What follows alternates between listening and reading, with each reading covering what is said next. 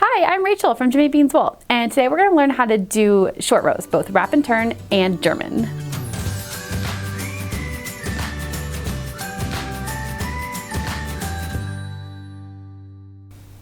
All right, so today we're going to look at how to do short rows two different ways, and we've got your kind of more traditional wrap and turn, which is what I'm going to start with here, and then I'll also show German short rows, which is my preferred method.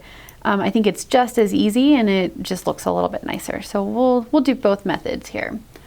So I've got this swatch set up with a couple short rows in it already. And short rows, just a quick definition, they are exactly like they sound. It's a row that is short. And what I mean by that is you are not going to be knitting or purling all the way to the end of your row. You're going to stop somewhere before the end and turn your work. And of course, when you do that, it potentially creates a little hole where you turn your work. So all these different methods, the wrap and turn, the German, and any others you might come across, are various different techniques to keep that small hole from happening. And also you can get bars and things from wrapping around the stitches. And so these different techniques have different results. So you might want to use them with different stitches. This first one I'm going to show you is just the basic wrap and turn method. If you ever see in a pattern, they probably won't even give you instructions on how to do it because it's kind of like the typical one that a lot of designers just expect you to know how to do. And this one I think is best suited to garter stitch because you can kind of see it sometimes because it's a wrap around the stitches. So I think that is best in garter stitch where it'll blend into the bumps of the ridges.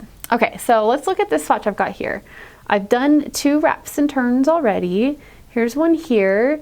You can kind of see that I've got a little bit of a gap between those two stitches there, and that's where I wrapped and turned it. And this is the wrap around the stitch right there. And then there's one on the other side over here. Same thing. I've got a little bit of a gap between these two stitches, and then the yarn is wrapped around right there. So how did I do that? Let me go ahead and pull out some yarn, and then I'm gonna work over. So when your pattern says to wrap and turn, you're going to work to whatever stitch it tells you to work to. So I'm going to just go, let's not do that. I'm going to just work to right here. And then I'm going to pull my working yarn to the front. I'm going to slip the next stitch as if to knit because you don't want to twist it. And then I'm going to wrap this yarn around that stitch like that. Try to keep it loose-ish. Because you're going to come back and pick that wrap up later on, so you need a little bit of give there. And then once you've got it wrapped around, you can go ahead and turn your work. And then once you're on the wrong side of your working yarn should already be in the front waiting for you. And you're going to slip that stitch, the same one that you just slipped, slip it again.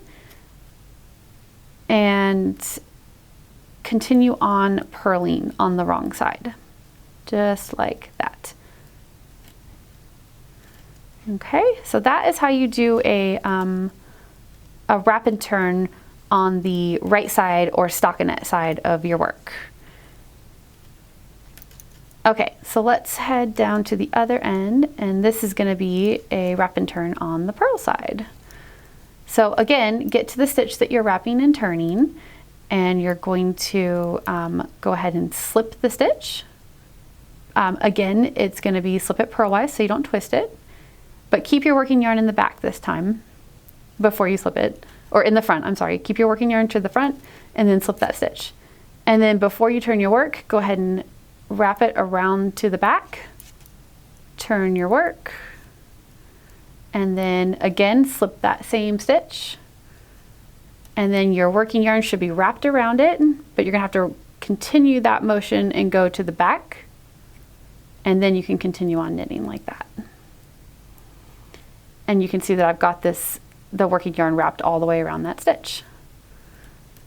All right, so that is how you do the wrap and turn part of it. Now your short rows are not done after you wrap and turn. You also have to resolve the short rows by picking up those wraps. So I'm gonna work over to the stitch that I wrapped and turned. And then to resolve it, you're going to slip that stitch over to your right needle, take your left needle and insert it into the wrap that's going around that stitch. Let me kind of bring this up closer so you can see. So you've got this wrap going around the stitch. You're going to take your left needle, insert it into that wrap, and then I like to leave it on the left needle and grab that stitch off of the right needle so that they are both back onto the left needle. And then you just knit those two stitches together and you're all set. Kind of need to pull it a little bit tight maybe. But there you go. And now here's another one, so I'll go ahead and do that one more time. You're going to slip it over, grab the wrap with the left needle, transition the first stitch back over to the left needle, and then knit those two together. Okay, and then I'm gonna head over to the end of the work and then I will turn it and work back the other way on the purl side.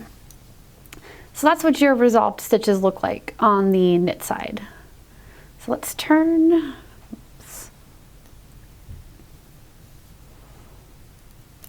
And head back. All right, so I'm purling, of course, because I'm on the wrong side of my stockinette swatch here. So I'm gonna purl over to that first short row, or wrapped stitch, which will be the short row. So let me get over there. Okay, so I'm coming up to it here. And same thing again, we're gonna slip that stitch to the right needle, get your left needle up under that wrap like that, put it onto the left needle, and then put this stitch back over onto the left needle as well, and then knit the two together. Whoops, get that needle in there. I think I split my stitch a little bit. Okay, there we go. And then purl those two together because you're on the wrong side of your work and these are all purl stitches. Okay, so one more time, slip the stitch to the right needle, pick up the wrap, and then slip that back to the left needle, and then purl the two together. All right, so that is your basic wrap and turn, and let me just finish up this row and I'll flip it around to the right side so you can see what that looks like.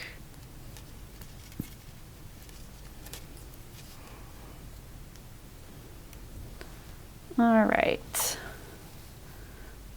so you can see I've got the two wrap and turn spots right there and then two right here. And you can definitely see them. You can tell that they're there. So if it's part of the shaping or the design, that's great. Or if you prefer a more hidden method, then you might try the next one I'm going to show you, which is German short rows.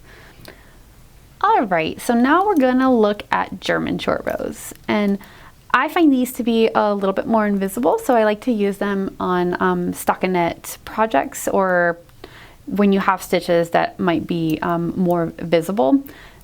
So yeah, let me just go ahead and get this set up. I'm in the middle of my swatch here, so I am ready to go. I've knit over to the point where I've been instructed in my pattern to do the short row, so I'm going to go ahead and turn.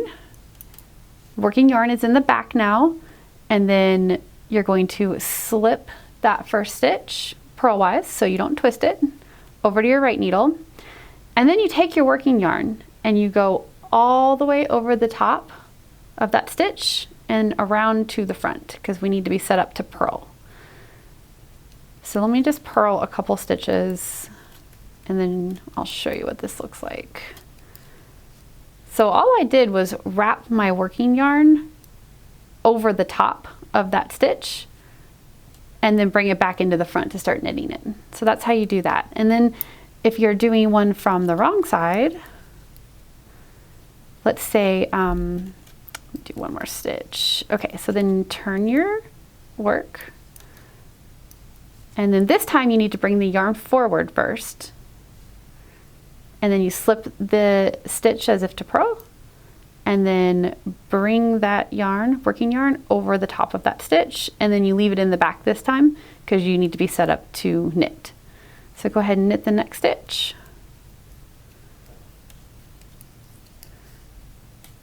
And then you can see here that that is wrapped over the top of that stitch, and then you've got your gap like you normally would expect.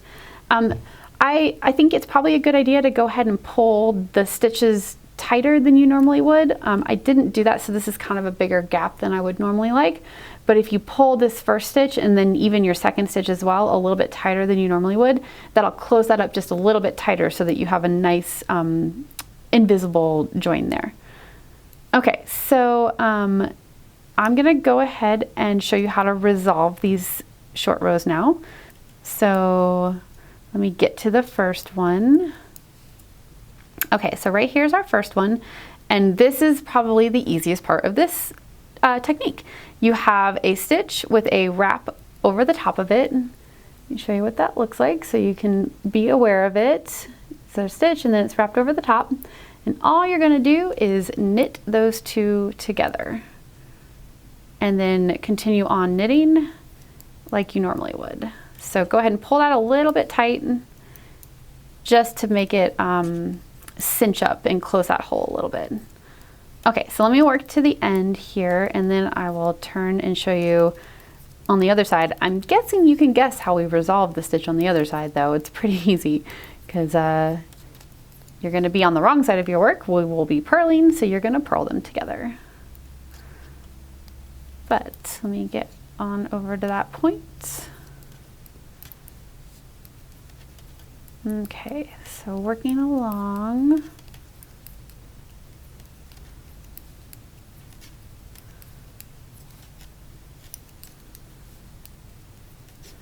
And then if you're worried that you're gonna miss the wrapped stitches while you're working, just keep an eye out for any stitch that kind of looks doubled up almost, because that wrap sort of sits on top of the actual stitch. So if you're looking for that, then you should be able to identify it before you get there.